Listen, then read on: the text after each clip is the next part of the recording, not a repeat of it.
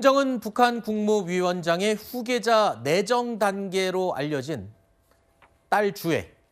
이 딸 주애가요, 북한 주민들을 직접 독려하고 다독이면서 악수하는, 그러니까 지도자처럼 행세하는 모습이 공개가 됐습니다. 직접 보시죠.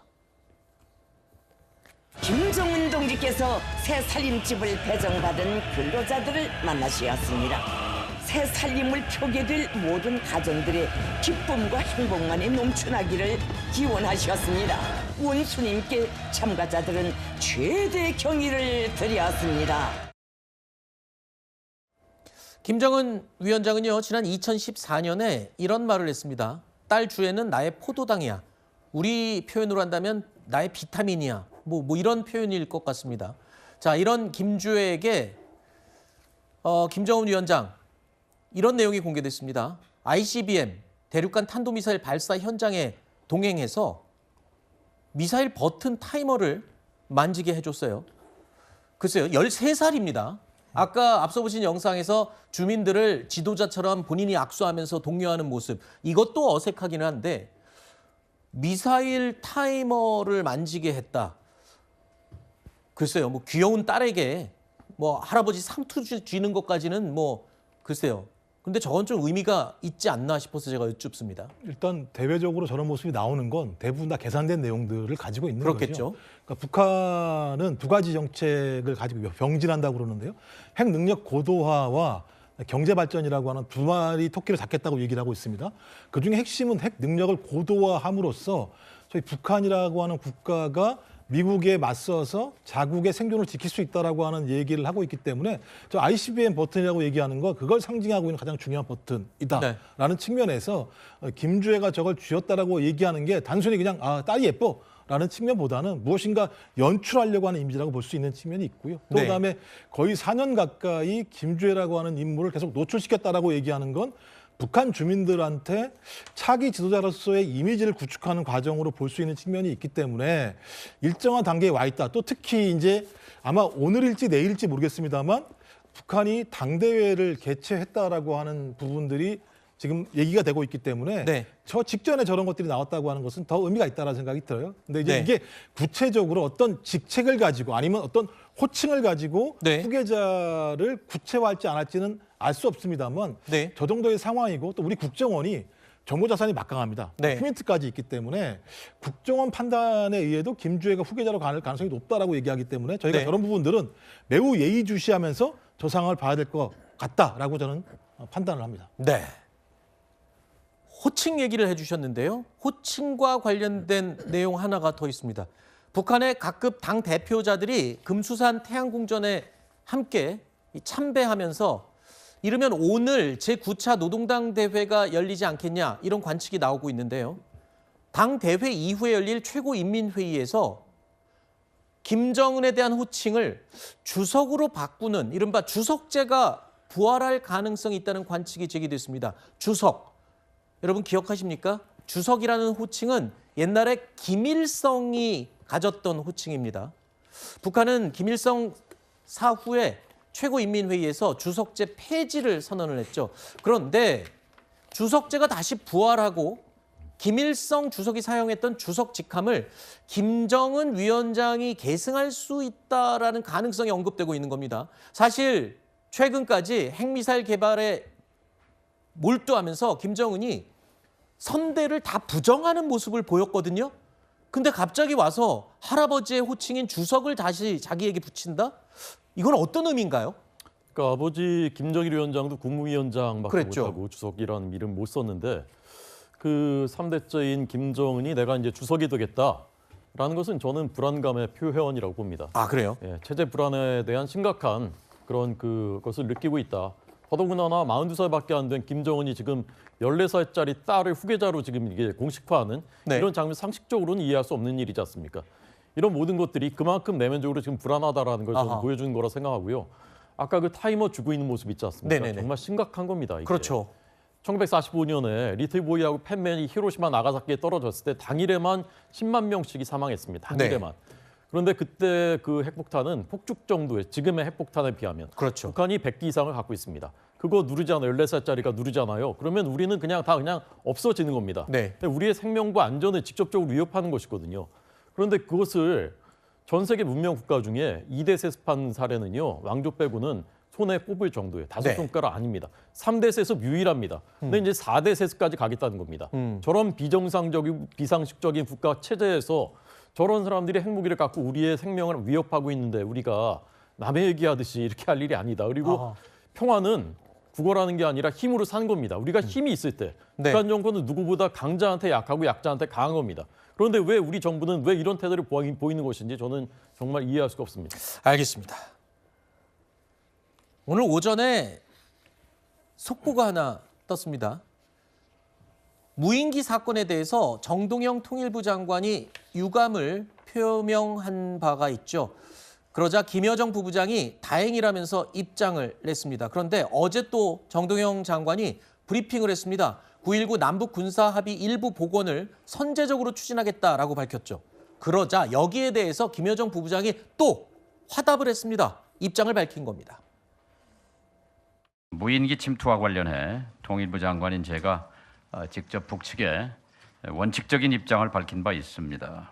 이는 남북 간의 무너진 신뢰를 회복하고 새로운 평화 공존으로 나아가려는 이재명 정부의 분명한 의지를 밝히기 위한 것이었습니다. 새로운 남북 관계를 위해서는 서로가 잘못한 것은 잘못했다고 인정하는 용기가 필요합니다. 이 자리를 빌려 지난 정권의 무모한 군사적 행위였지만 윤석열 정부의 무인기 침투에 대해 이재명 정부의 통일부 장관으로서 북측에 깊은 유감을 표합니다. 우리 정부와 김여정 부부장 메시지를 주고받고 지금 하고 있습니다. 김여정 부부장이 지난 13일에도 정동영 장관의 유감 표명 입장에 대해서 공식적으로 밝혔고요. 또 어제 브리핑 관련해서도 오늘 오전에 김여정 부부장이 재발 방지 의지를 높이 평가한다라고 긍정적인 또 성명을 냈습니다. 이런 메시지들 주고받는 것, 글쎄요. 그동안 완전히 단절돼 있었던 남북 간의 대화 분위기가 무르익는 건지 어떻습니까, 분위기가? 대화는 수단인데 지금 정동영 장관이 이제 통일부 장관이잖아요. 그런데 통일에 대해서는 크게 어떤 정책적 위반 이런 것들은 없어요. 그리고 네. 아까 본인이 스스로 말씀하신 것처럼 서로가 잘못한 건 잘못했다고 얘기하는 게 중요하다. 서로가가 중요하죠. 제가 볼 때 거기에서는. 네. 근데 우리만 얘기하고 있잖아요. 그다음에 메시지만 서로 주고받고 있지 지금 조치나 이런 것들에 대해서 상호성이 없어요. 네. 그러면 지금 드론 우리만 보냈나요? 북한이 더 많이 보냈죠. 거기에 네. 대해서는 왜 그쪽 평가는 없는 거죠? 저는 개인적으로 저 부분은 대화가 뭐 주된 최종 목적을 삼아서 안보나 어떤 방위력도 해체하는 이런 과정 아닌가라서 심히 우려스럽고 네. 마지막으로 전 정동영 통일부 장관이 계속 강요로서 있어야 되는지 네. 대통령의 결단이 필요하지 않을까 이런 생각을 합니다. 네, 개인적인 의견을 전제로 평가를 해주신 내용입니다. 근데 사실 이제 윤석열 정부 당시에 있었던 그 대북 무인기 작전 자체가 이제 군 내에서도 사실은 정상적인 보고 절차를 거쳐서 이루어졌던 내용도 아니었고 심지어 실무자들은 반대했다라고 하지 않습니까? 근데 김용현 장관이 사실은 거기에 대해서 다 패싱하고 나한테만 보고해라라고 하면서 진행을 했단 말이에요. 그러니까 그런 식으로 정상적이지 못한 게 결국 그렇게 진행이 됐던 것 자체가 12.3 불법 비상계엄을 위해서 어느 정도의 네. 명분 쌓기 용으로 했었다라는 것이 드러난 시점에서 저 정도의 입장 표명은 있을 수 있다라고 봅니다. 알겠습니다. 네, 국가정보원이 김정은 북한 국무위원장의 딸 김주애를 후계 내정 단계로 판단했다고 보고한 가운데 중국 베이징의 주중 북한 대사관이 김 위원장 부녀의 사진을 게시판 중앙에 배치했었습니다. 그런데 지금은 떼어진 상태입니다. 경의하는 김정은 동지께서 중화인민공화국 주재 우리나라 대사관에 도착하시자 전체 대사관 성원들과 가족들의 축원의 마음을 담아 귀여운 어린이들이 향기 그윽한 꽃다발을 삼가 드렸습니다.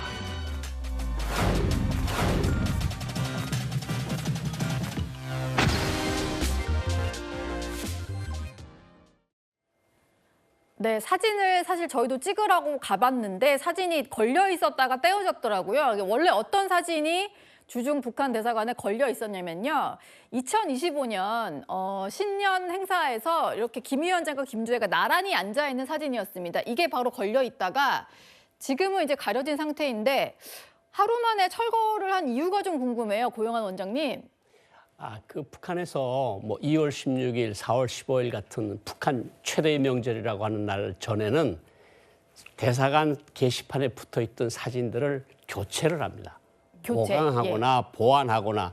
그런데 저 1호 사진이라는 것들을 많은 사람들이 다니는 데서 뗄 수는 없는 거 아니겠습니까? 그러니까 그 사진 붙어 있는 판들을 가지고 들어가서 대외선전실이라는 데 들어가서 새롭게 사진들을 붙여가지고 나오는데 공교롭게도 교체하는 그 시간대에 저 사진이 찍힌 것 같습니다. 그러니까 그게 30분, 1시간 정도인데 저걸 보고 이제 많은 분들이 뭐 전화도 저한테 오는데 뭐 북한에서 큰일 난 거 아니냐 뭐 이런 말씀들을 하시던데 그것보다는 어떤 주기적인 사진 교체를 위한 타이밍에 공교롭게 저런 사진이 찍혔다 저렇게 볼 수 있습니다. 예. 그러니까 고영한 원장님 얘기는 이겁니다. 요거 가려야 될 것 같은데 하루 만에 철거됐는지는 저희도 모르는 거고요. 교체되던 시기에 이미 걸려 있었고 저희가 김주애가 후계 내정 단계다라고 하고 나서 보니까 저게 걸려 있어서 의미가 있다. 사진을 새로 걸었구나 했는데 그게 아니라 교체되는 과정에서 단계들이 포착이 된 거다. 이렇게 보는 게 맞을 것 같습니다. 어쨌든 이제 김주애가 후계 내정 단계로 발표가 되면서 가장 관심인 부분은요. 그겁니다. 9차 당대회가 곧 열릴 텐데 그때 김주애가 등장이 되면서 공식화될 것이냐 이 부분 같은데요. 고영한 원장님 예상하시기엔 좀 어떤가요? 사실 이제 2월 중에 뭐 사실은 뭐 벌써 시작을 했었어야 되는데 뭔 일로 자꾸 늦어지는 감이 있는데 2월 중에 9차 당대회가 있는 것은 틀림이 없고요.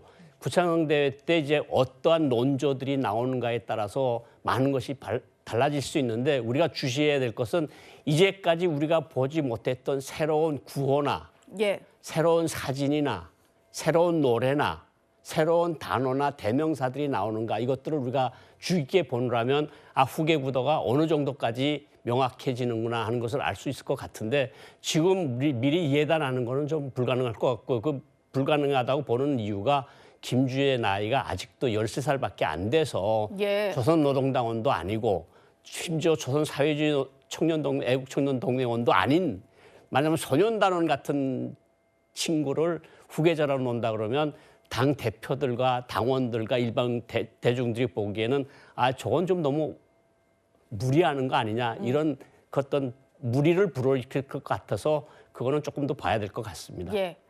9차 당대회가 아마 2월 중에 열릴 텐데 그건 지켜봐야 된다는 말씀이셨고요. 어제 국정원이 김주애를 후계 내정 단계라고 판단을 하면서 우리나라뿐만이 아니라 일본, 미국에서도 관심이 집중되고 있습니다.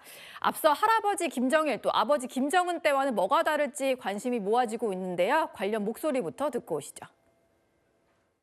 최고 존엄의 후계자가 지정됐다 그러면 어떤 사람들이 항상 줄을 가서 서요. 김정일이 후계자가 된 다음에 김일성한테 줄 섰던 사람들이 다 당간부에서 제거가 됐다. 황장엽 비서가 와서 한 얘기인데 아들한테 너무 일찍 권력을 넘겨준 걸 김일성이 후회를 했대. 어렸을 때 사진은 북한 사람들이 본 적이 없어. 왜냐하면 북한 선전 당국이 그것을 공개한 적이 없으니까. 근데 저런 사진을 이제 와서 공개하는 이유가 과연 뭘까?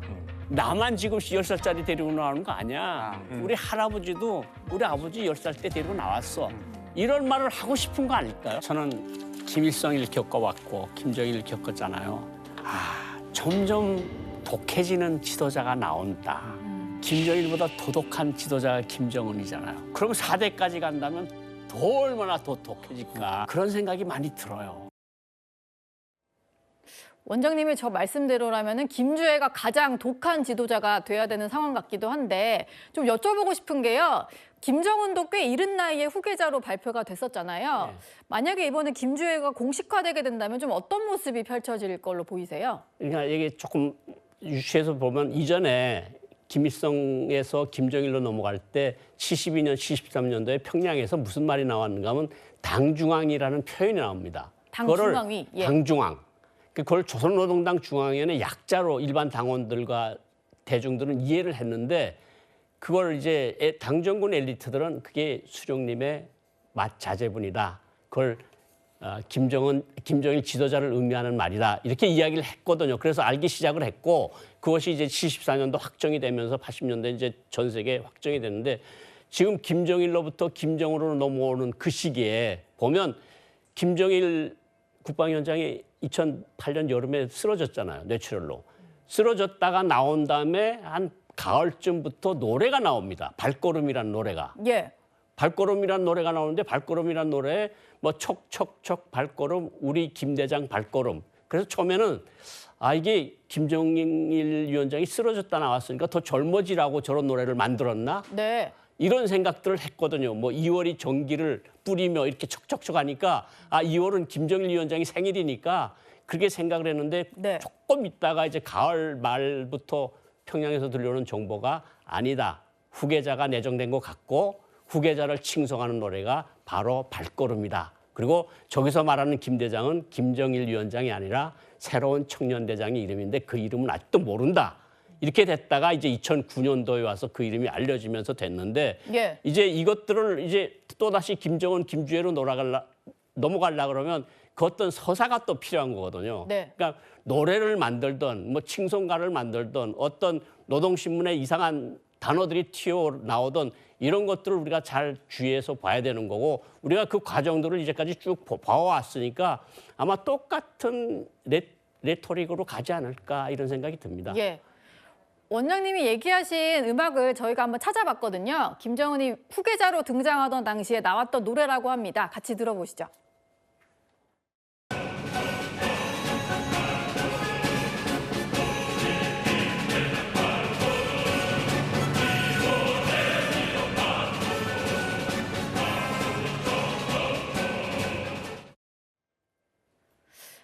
그래서 이제 김주애가 후계자로 공식화가 된다면 저 노래가 나올지가 또 좀 궁금한데요. 원장님, 김주애를 위한 노래가 따로 만들어질 수도 있을 것 같고 어떻게 생각하세요?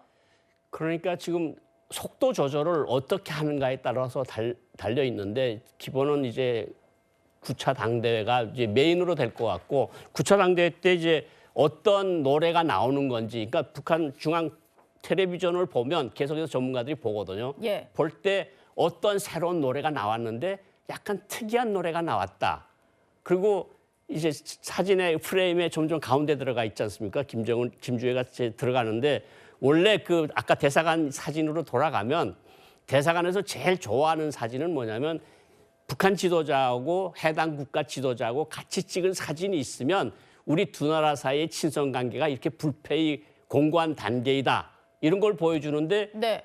시진핑 사진이 사라지고 김주애하고 김정은이 이렇게 나타난 사진을 중간에 이렇게 딱 배치를 한 거 보면 저거는 정말 확실하게 후계자 쪽으로 가고 있구나. 저 사람들이 중국 사람들한테까지 저것을 인식시키려 하고 있구나. 네. 이런 생각이 드는 거거든요. 예. 그러니까 이번에도 당대회를 하면서 당대회 나올 때 주석단에 김주애가 나오는 건지 아니면 경축 행사장에 김주애가 나와서 또 프레임 중앙에 들어오는 건지 새로운 단어들은 나오는 건지 새로운 어떤 칭송가가 나오는 건지 이런 것들은 우리 모든 전문가들이 주의 깊게 봐야 될 그런 사항이라고 생각을 합니다. 예. 2월 안에 이르면 2월 20일쯤에 9차 당대회를 할 수 있다는 얘기가 나오는 것 같고요. 또 위성 사진으로 살펴보면 평양에서 뭔가 대규모 행사를 준비하는 모습도 포착이 되고 있다고 하니까 설 연휴 이후에 어떤 움직임이 있는지도 저희가 살펴보도록 하겠습니다. 오늘 10가지 소식 모두 확인해봤습니다.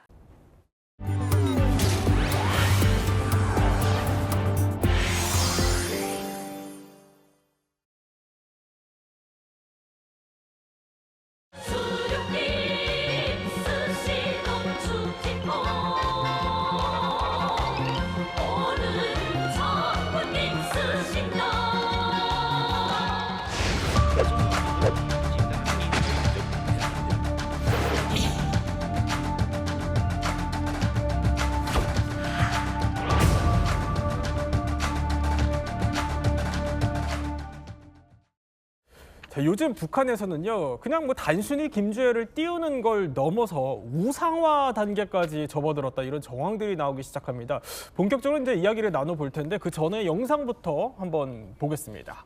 자, 지난해 말 북한 신년 행사죠. 김정은과 김주애가 저렇게 참석했는데 벌떡 일어나서 김주애가 김정은의 볼에 볼 뽀뽀하는 이 장면이 이례적으로 공개됐었죠. 자, 그리고 그 다음 1월 1일 새해에는요, 더 충격적인 장면이 나왔습니다. 바로 김일성, 김정일 시신이 안치되어 있는 저 금수산 태양궁전에 김주애가 나타나는데 떡하니 저렇게 센터를 차지한 거죠. 태용 의원님, 이 정도면 이제 뭐 김주애를 그냥 후계자로 앉힐 속셈이 아닌가 싶기도 한데 여기에 우상화 움직임까지 일고 있다는 거예요. 이제 본격적으로 짚어보기 전에 우리 태 의원님이 이 영상들을 보면서 남다른 장면을 하나 포착했어요. 네. 이제 그 김주애가 김정은에 다가가서 그 뽀뽀하는 장면인데 이게 북한에서 우리가 소위 말하면 새해 카운트다운 하는 순간이거든요. 그래서 하나, 둘, 셋 하고 새해가 시작되는 그 지점에 축포가 터집니다. 그런데 그 전까지 이렇게 머리고 숙이고 있던 김정은이 초코를 펴면서 밑손으로 턱 김주애를 칩니다. 툭 하고. 먼저 치는 거예요? 네. 그러니까 아마 연출을 하고 나온 것 같아요. 이렇게 마지막 카운트다운에서 새해 넘어가는 순간에 아버지한테 와서 뽀뽀해라. 근데 아마 뭐 축포가로 가니까 잠깐 집중을 못했던지 김정은이가 턱 뒤를 치며 손으로 턱 무릎을 치니 김주애가 다가가서 저렇게 뽀뽀하거든요. 그런데 더 과가는 갑자기 저렇게 김주애가 김정은에게 뽀뽀하니까 뒤에 있는 저 수행성원들이 어쩔 줄 몰라서 눈길을 어디에 둬야 되는지 막 당황스러워하는 모습도 뒤에서 보이고 있습니다. 그러니까 김정은이 먼저 신호를 줬다 이거. 지금 그러니까 저건 분명 저건 연출된 그런 이제 장면입니다. 근데 더해서 뭐 김주애 이제 열병식에 보면은 김주애의 백마가 나오는 거 하면은 이제 영상 보여드릴 텐데. 자, 이렇게 여기에 김주애의 백마로 추정되는 그 백마도 나왔었다 이런 얘기도 있네요.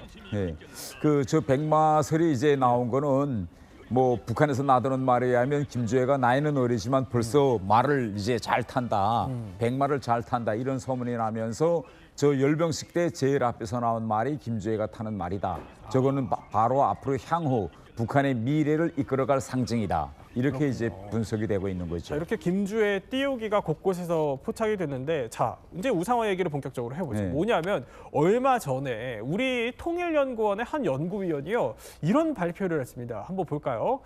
자, 2024년 군관 장령급 탈북민 증언이라고 합니다. 그러니까 꽤 높은 이제 직책의 계급을 갖고 있었던 군인 출신의 탈북민이 한 증언이라는 건데 핵을 만드는데 김주애가 동참했다 이렇게 선전을 하고 있다라고 합니다. 게다가 미래를 이끌어갈 컴퓨터 천재다 이렇게 홍보를 한다는 거죠. 아니 일단 핵도 황당하지만 미래를 이끌어갈 컴퓨터 천재라. 김주애가 진짜 컴퓨터 잘하는 거 맞아요? 그 컴퓨터를 잘하는지는 모르겠는데 최근에 이제 북한이 공개하고 있는 노동신문에 공개하고 있는 사진들을 보면 얼마 전에도 저렇게 김정은하고 현장에 가서 컴퓨터에 직접 앉아서 자기가 컴퓨터를 잘 다루는 모습이 이제 북한에 이제 널리 저렇게 공개되고 있습니다. 그런데 지금 우리가 김주애가 제일 처음에 북한 언론에 등장했을 때도 역시 핵과 관련된 군사시설이고 그 이후에 김정은을 따라서 빠짐없이 가는 것이 핵과 미사일, 이 군사 부문입니다. 그러면 왜 김주애를 계속 이 군사 부문 시찰에 데리고 다니느냐? 김주애는 여자이기 때문에 앞으로 향후 김정은을 이을 후계자라면 제일 큰 난점이 최고 군 통수권자가 여자인데 그게 군장악이 될까 여자가? 이런 이제 위구심이 생기는 거죠. 그러니까 지금부터 무슨 소리냐? 어릴 때부터 아버지를 따라다니면서 북한의 핵무장화에 저 정도로 공헌을 했다. 그러니까 앞으로 군 장악하는 데는 문제 없다. 그래서 군 장성들이 계속 김주애 앞에서 폴더 인사를 시키는 거고 컴퓨터는 이건 미래와 관련됩니다. 향후 펼쳐질 미래 세대는 결국은 AI 시대, 컴퓨터 세대인데 미래를 내다본 북한의 미래에서 바로 이 김주애가 나이는 어리지만 저 나이에 저렇게 컴퓨터 천재고 컴퓨터라고 하면 모르는 것이 없다. 그러니까 군과 미래를 상징하는 이미지를 만들려면 핵과 군사, 그다음에 거기 플러스 알파로서 컴퓨터 천재 이 이미지를 지금 만들고 있는 거죠.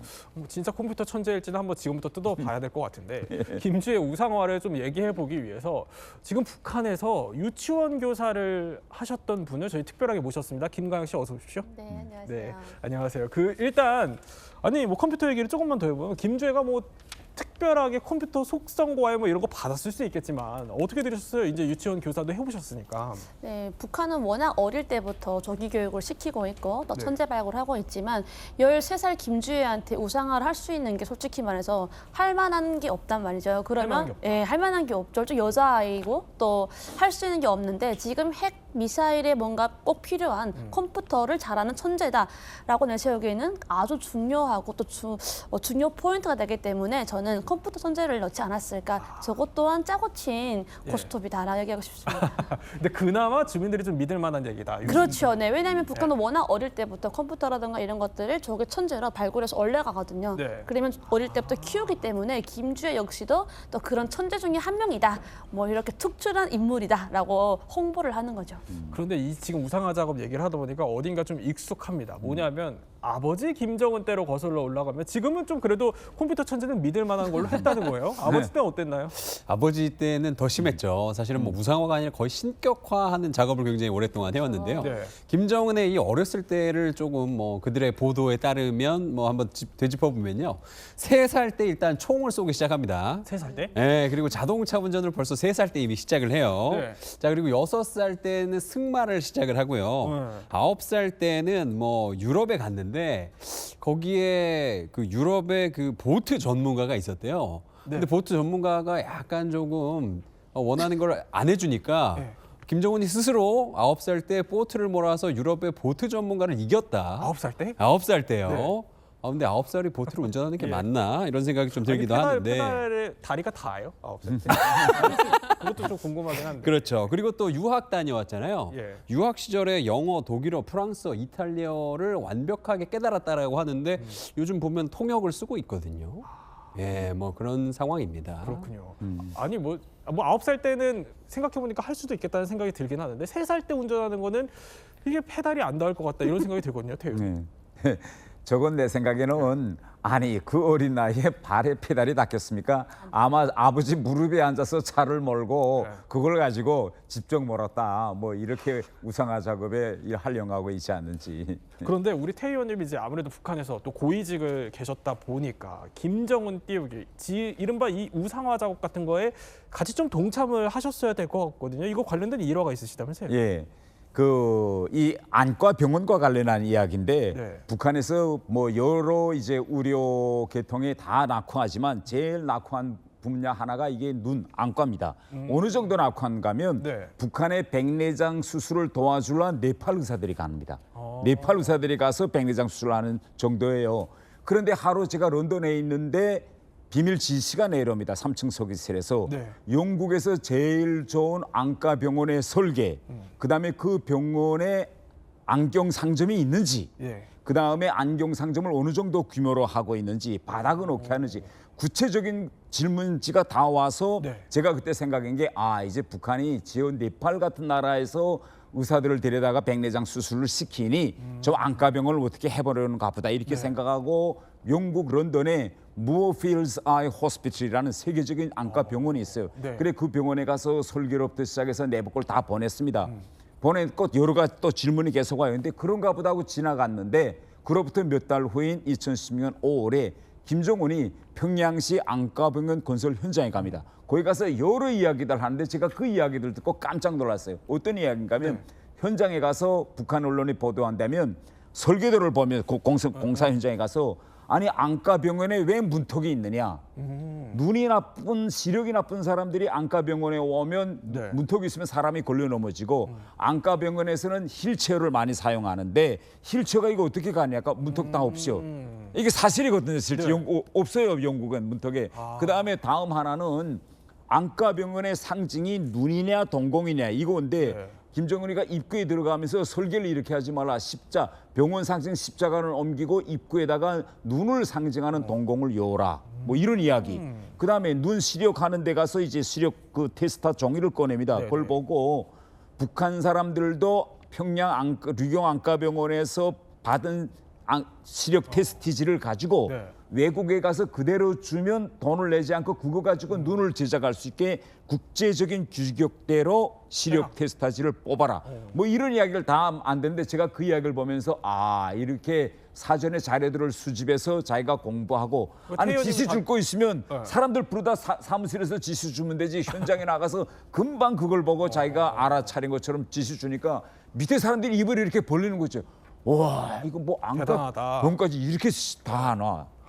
그러니까 태 의원님이 결국에 연구에서 다 수집해온 첩보를 바탕으로 그냥 준 자료인데 그걸 그 현장에서 터득해서 그 자리에서 척척 해결하는 척척 해결사의 모습을 주민들 앞에서 보여주는 것이. 그러니까 이미 뭐 준비된 자료였는데 마치 이게 척척 김정은이 다 아는 것처럼 연출을 한다라는 말씀이신 거죠. 현장에서 깜짝 놀라더라고 안과 의사들이 그런 말 듣고. 그런데 자, 이런 황당한 우상화 작업에는요. 이게 선대부터 이어져 온 일종의 공식이 숨어 있다고 하는데 그 얘기를 하기 전에 진짜 황당한 영상 하나 보시죠.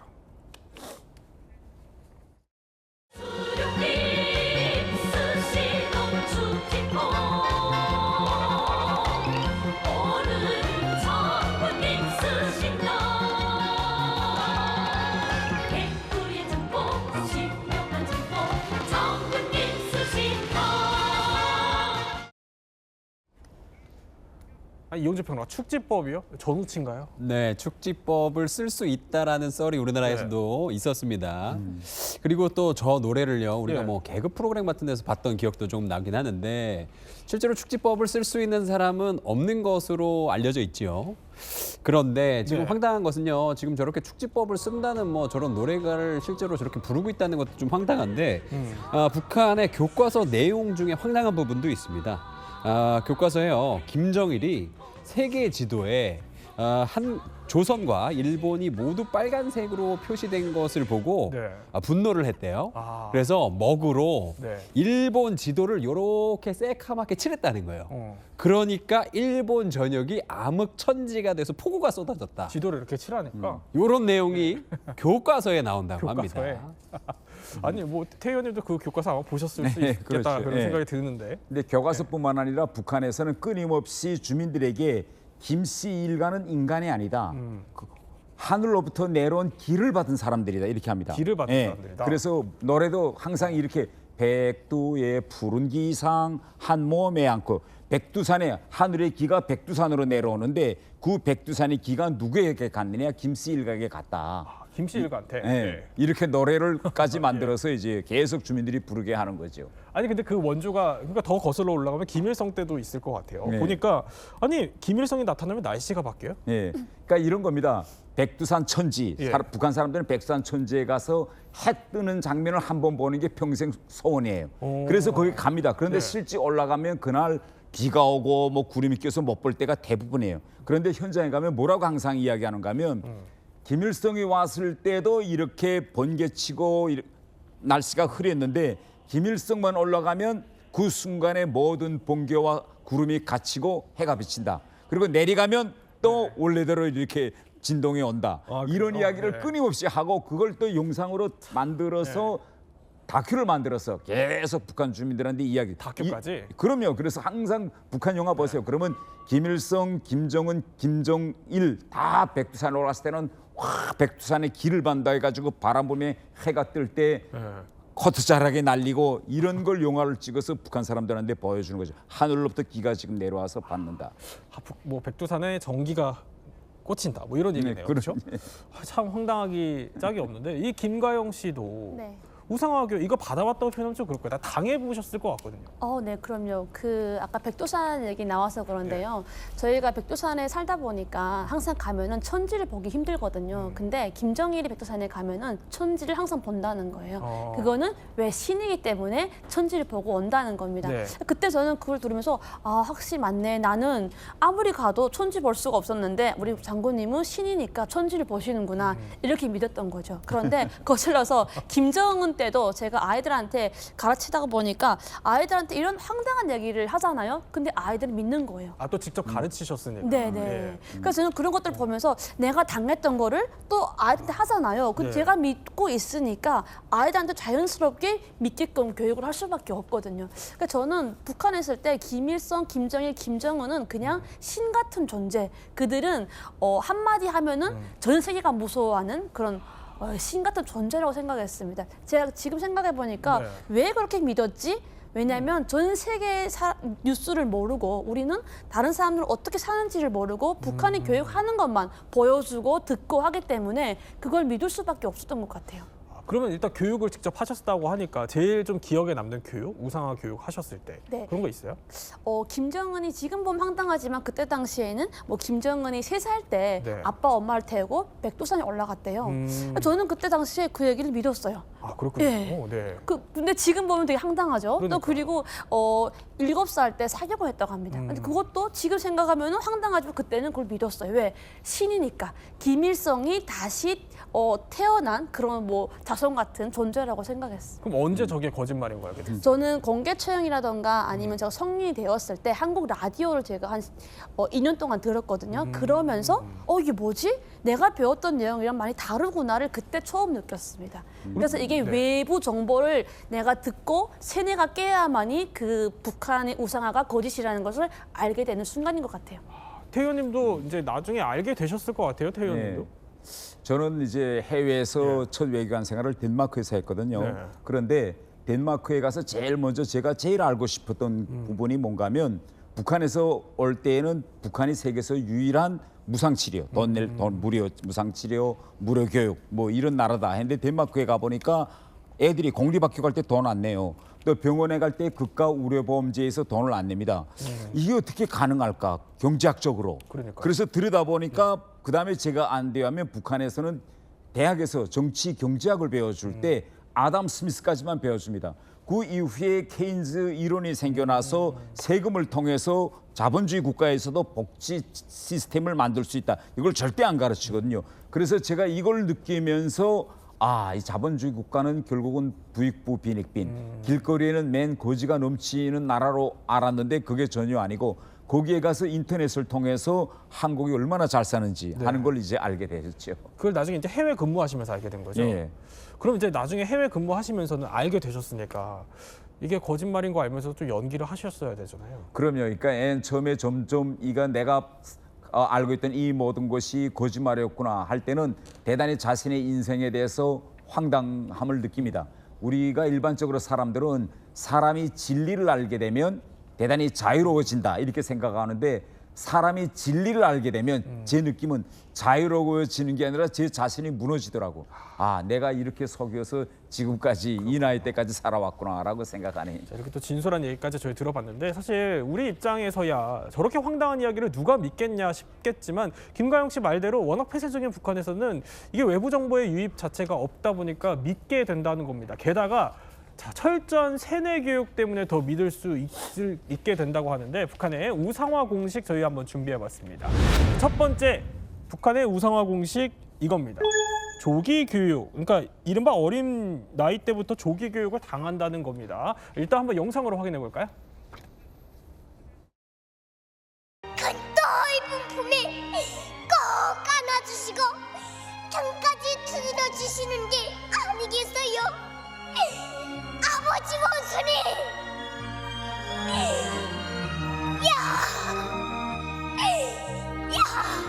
호박 많은 망판사 대인간 감사 성우님 사랑 속에 풍년 들었죠. 네가 바라는 곳이 요리라면은 소하늘 돌들이다 따라주셔요. 아니 도대체 어떻게 가르치길래 저렇게 어린아이들이 저러는 겁니까? 진짜 예. 피도 눈물도 없이 가르칩니다. 왜냐하면요. 일단은 저는 이런 얘기 하거든요. 우리는 태교를 하면은 클래식 듣지 않습니까? 근데 네네. 북한은 엄마 뱃속에 있을 때부터 우상화 교육을 들어요. 에? 왜냐면요, 어머니가 네. 그 듣는 노래가 북한에서 선전하는 노래를 듣고 있지 않습니까? 그럼 네. 배 안에 있을 때부터 저는 그걸 태교를 한다고 생각이 들고요. 태교부터? 네, 그리고 0살, 3살부터 타가소를 갑니다. 우리를 말하면 어린이집이거든요. 그러면 그 어린이집 들어가는 딱 정문에 김일성과 김정일의 초상화가 있어요. 대형 초상화. 거기에 제일 먼저 깨끗한 옷차림으로 인사를 해야 돼요. 그렇게 시작된 우상화 교육이 죽을 때까지 하지 않습니까? 그러다 보니 가능하고요. 또 지금 아이들 보면은 막 시를 울면서 막 울어요. 선생님들이 이런 그 매처리를 가지고 울 때까지 때립니다. 너무한데요. 더 감동, 더! 이 더라는 소리가 온 그 학교에 막 퍼지듯이 막 그래도 그 누가 뭐라 안 해요. 엄마들은 오히려 더 때려서 우리 아이가 원수님에게 어떻게? 이거 아동학대잖아요. 그럼요. 아동학대죠. 지금 보면은. 말도 안 되는 상황인 건데 북한에서는 그게 흔한 거고요. 기본이 당연히 돼야 되는 겁니다. 아니, 저 정도면은 어른이 돼서도 기억날 것 같아요. 예, 당연하죠. 아, 제가 지금 나이 지금 이제 60대가 지났는데 지금도 어릴 때 이제 태연님도? 유치원에 가면 예. 유치원에 가면 유치원 하루 생활을 어떻게 시작하는가 하면 교실에 들어가요. 그러면 아직도 생생하시군요. 교실에 들어가면 안에 아빠 엄마가 직장 가느라고 애들 유치원에다 두고 가니까 제 보이면 싸우잖아. 그럼 선생님이 들어와서 하루 일과 시작을 김일성의 초상화가 붙어 있어요. 그러면 먼저 원수님한테 인사하고 시작하겠습니다 하고 다 딱 줄 서서 웃어야 돼요. 웃으면서 원수님의 사진은 언제 봐도 기뻐요. 우리들이 어느 때나 보고 싶은 원수님. 이걸 춤을 추면서 해야 돼요.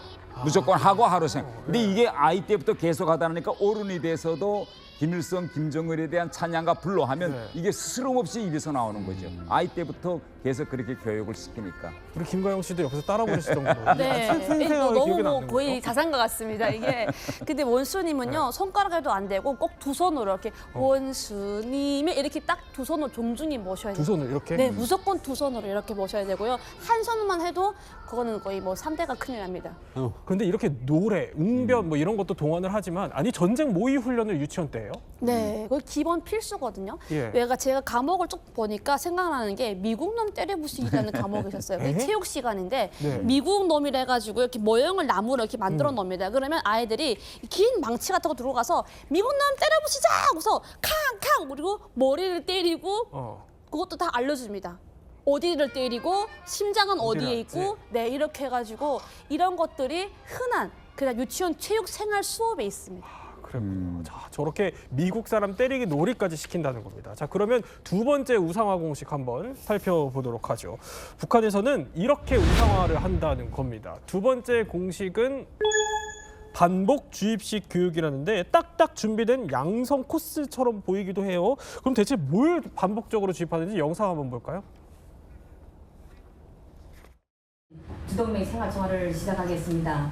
몸이 아프다는 이유로 아침 독보 시간에 3번이나 빠졌습니다. 피해를 주게 되었습니다. 동순동무는 수성주의 날라리 풍에 물젖어 가지고 머리를 너무 길게 하고 다니고 있습니다. 그게 머리입니까 가발입니까?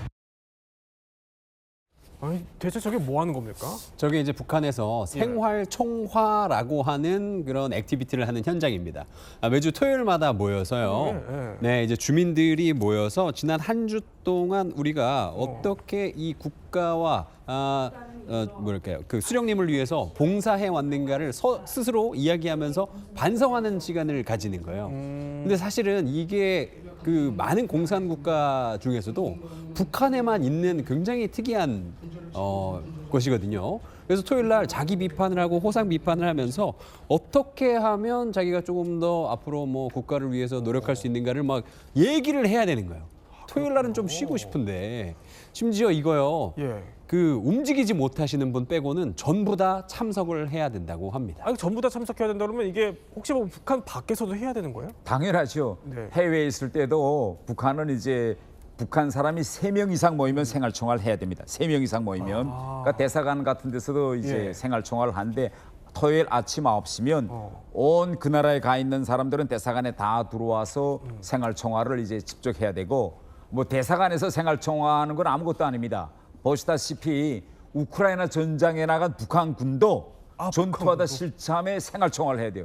저게 북한군 장교가 죽은 북한군 장교의 몸에서 나온 생활총화 기록부인데 네. 저게 보면 저렇게 전쟁 중에도 생활총화를 빠짐없이 행보할 뿐만 아니라 저렇게 구체적으로 다 기록에 남겨야 됩니다. 아유, 아니 이 정도면 생활총화를 하는 게 아까 상호 비판? 그러니까 서로를 비판해야 된다는 거잖아요. 네. 친구끼리 의리도 틀어질 것 같은데요. 초등학교 3학년부터 예. 시키거든요. 그 친구들끼리 처음에는 막 우는 아이도 있습니다. 왜냐하면 어린아이인데 대중적으로 비판을 하면 울 수밖에 없거든요. 그러면 왕따가 되고요. 그래서 저는 이걸 나라가 아예 대놓고 한 아이를 왕따시키는 거는 나라가 주장하고 있다고 생각이 들어요. 그러니까 친구들 사이가 나빠지고 틀어지는 건 당연한 거고요. 네. 그리고 그 아이는 서서히 왕따가 되고 말썽꾸러기가 됩니다.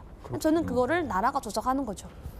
그러니까 나라가 어떻게 보면은 친구들 사이를 틀어놓고 왕따를 그렇죠. 조장하는 거다라는 평가까지 주셨는데 그럼 세 번째 우상화 공식도 한번 살펴보도록 하죠. 세 번째는 이런 식으로 우상화 작업이 들어간다고 합니다. 자, 보면은 대체 불가능한 존재로 각인하라라는 건데 이것도 일단 영상으로 한번 확인을 해 보도록 하겠습니다.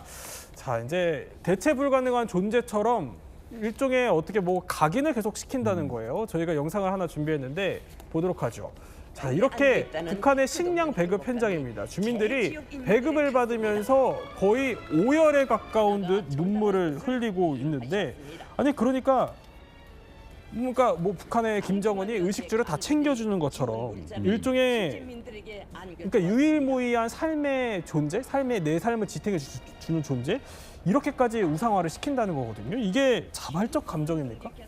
절반은 자발적이고 절반은 이제 가짜지요. 왜냐하면 이 북한의 배급제가 붕괴된 지는 대단히 오래입니다. 그런데 돈 있고 힘 있는 사람들은 국가로부터 배급을 주지 않아도 먹고 살겠지만 정말 평백성들은 배급소에 쌀이 없으면 굶거든요. 네. 이럴 때 김정은이가 쌀을 내려보내서 이제 방금처럼 논아준다 하면 너무 반갑고 그래도 몇 개는 편히 먹을 수 있겠구나 하는 그런 안도감에서 저절로 모르는 사이 눈물이 나오고 저렇게 카메라가 돌아와서 돌아갈 때는 북한 사람들은 저 앞에서 무조건 눈물을 흘려야 되는 거죠. 이렇게 쌀을 다 우리한테 주고 먹을 수 있게 구원해 주셨구나라고. 정말 우리 같은 경우에는 황당하기 그지없습니다. 아니 그러면 장마당 세대 같은 경우는 눈물이 안 나는데 눈물이 나는 척 해야 되는 그런 상황에 놓일 수도 있겠네요. 제가 제일 힘들었던 게요. 김정일이 죽었을 때였습니다. 그래요? 김정일이 죽었을 때 저희 그 부모님 세대들은 진심을 울었지만요. 저는 장마 세대라서 그런지 모르겠는데 눈물이 안 나는 거예요. 근데 저도 왜 눈물 안 나는지 모르겠어요. 근데 진짜 눈물이 안 나는데 우는 척을 해야 되는데 이게 그냥 우는 척 해서 되진 않아요.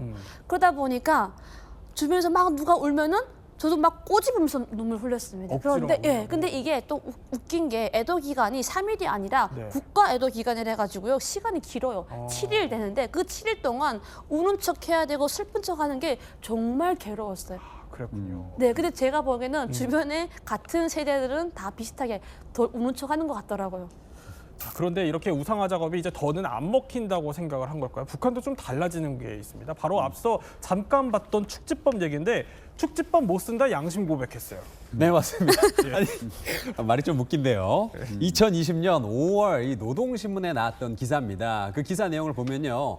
만일 축지법이 있다면 그것은 인민대중의 축지법일 것이다 라고 써 있었는데 사실상 이 축지법이란 것을 할 수는 없었고 선대가 했던 이 우상화는 좀 과장이 심했는데 지금부터 우리가 이야기하는 건 조금 이제 진짜일 것이다 라고 좀 이 밑밥을 까는 듯한 이런 기사를 좀 내보냈습니다. 그렇군요. 그러니까 이제부터는 좀 진짜일 수도 있다라는 이 얘기인즉슨 김주애를 두고 이제 핵 건설에 동참한 컴퓨터 천재다 이렇게 얘기를 하는 거예요. 이건 먹힐까요? 글쎄요. 어느 정도 먹힐지는 저건 좀 약간 먹힐 것 같아요. 왜냐하면 북한의 대부분 이제 저 김주애 연령대 애들은 인터넷을 다룰 줄 모릅니다. 인터넷도 없고 북한에는. 그런데 김주애는 집에도 아마 인터넷이 다 있을 겁니다. 그러다 나니 컴퓨터와 관련한 세상 돌아가는 형편은 잘 알 거고 제가 런던에서 김정은의 친형 김정철을 같이 이제 생활해 보니 컴퓨터 진짜 잘합니다. 그래요? 잘해요? 네. 컴퓨터 잘하고 뭐 이메일 잘 보내고 뭐 이거 진짜 잘해요, 실제. 그러니까 김주애가 처한 저런 환경에서 같은 동년배들에 비하면 당연히 잘할 수밖에 없죠. 매일 인터넷 만지는데. 네, 또 김주애가 진짜 컴퓨터 잘하는지는 김정은만이 알 것 같다는 생각이 들기도 합니다. 세 분과 함께 북한의 우상화 공식에 대해서 몰랐던 이야기 저희 한번 살펴봤습니다. 등장 5년 차. 정말로 북한에서 첫 여성 지도자가 나오는 걸까요? 북한 김주애가 후계자에 내정되는 단계로 접어들었다. 조금 전 국정원이 발표한 겁니다. 그동안 그냥 유력하다 이 정도로 좀 조심스럽게 말해왔던 국정원이요. 이런 수위의 표현을 쓴 건 이번이 처음입니다.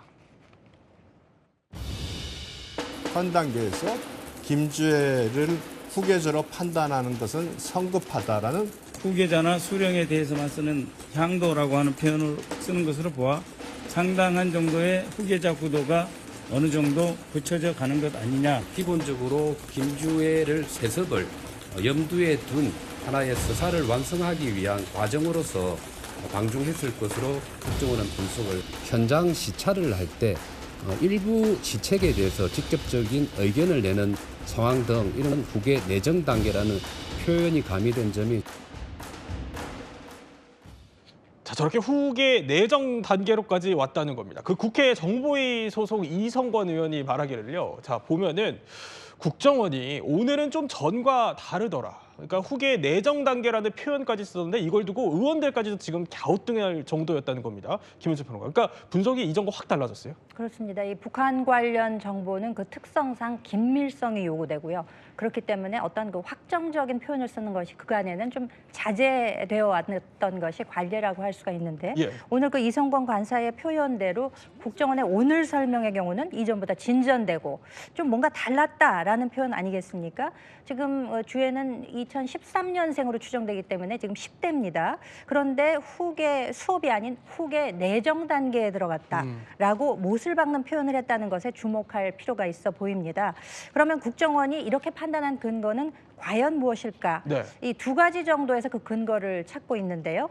우선은 군사적인 측면에서 찾아볼 수가 있습니다. 이제 국방 권력을 의미하는 군사 행사에 어느샌가부터 김정은과 함께 등장을 해서 때로는 단독 샷을 받기도 하고요. 단독 사열을 받는 경우도 있었습니다. 그러니까 이게 의미하는 바가 있다는 거죠.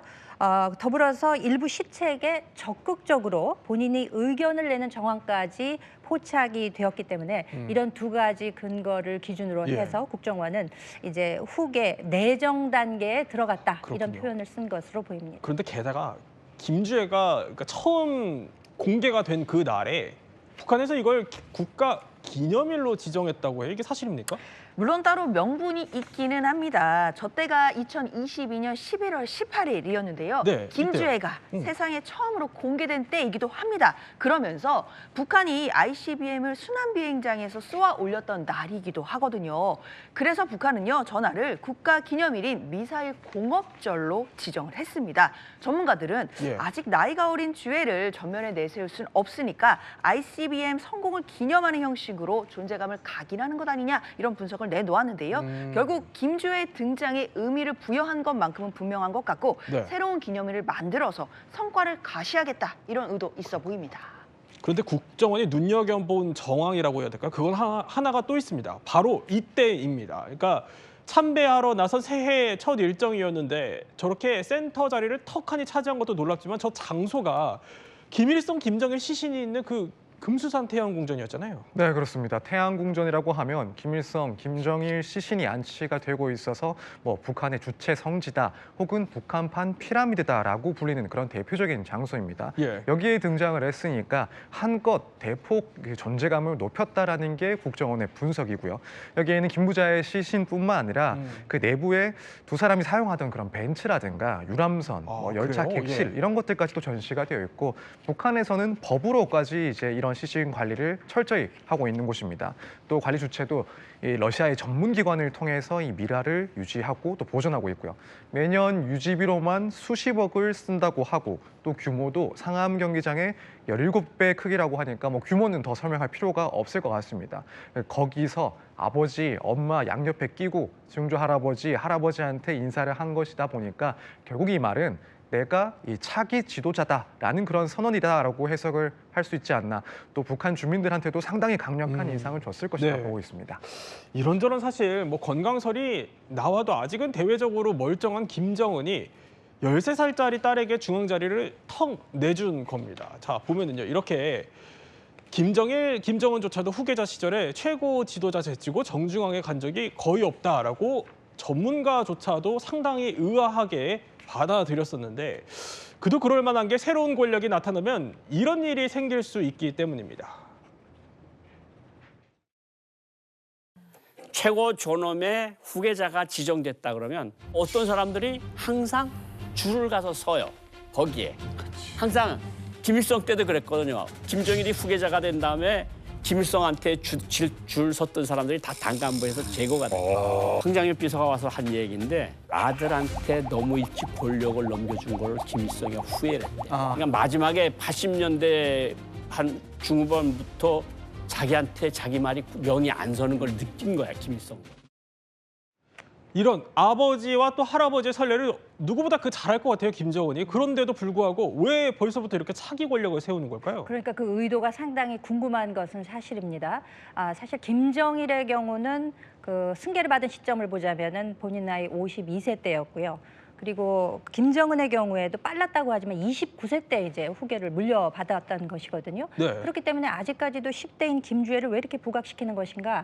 그러면은 정작 나중에 진짜 후계자인 아들은 어딘가 따로 숨겨져 있고 지금 일단 김주애를 저렇게 앞에 내세우는 것이 아닌가? 이런 관측들도 상당히 분분했었거든요. 그런데 만약에 이 차기 권력 김주애 이것이 사실이라고 하면 과연 김정은의 의도는 무엇일까라는 점이 더 궁금해지는 것도 사실입니다. 근데 전문가들에 따르면은요, 이제 군과 당의 권력을 어느 정도 장악했는가 이 점에 대해서 김정은이 어느 정도 확정적인 심증을 가지고 있는 것이 아닌가. 내가 그렇죠. 군부와 당을 충분히 통제할 수 있는 정도로 내 권력이 강화돼 있다라고 판단한 것으로 보이기도 하고 또 한편으로 보자면은 굉장히 좀 봉건적인 그런 사회잖아요. 그렇기 때문에 여성 지도자를 내세우기 위해서는 상당한 사전 준비가 필요하다. 장기적인 관점에서의 포석이 필요하기 때문에 이렇게 일찍부터 후계 구도를 내보이는 것이 아닌가 이런 분석도 있습니다. 그렇군요. 또 국정원의 이번 분석으로 김주애의 향후 행보를 더 눈여겨봐야 할 것 같다는 생각이 듭니다.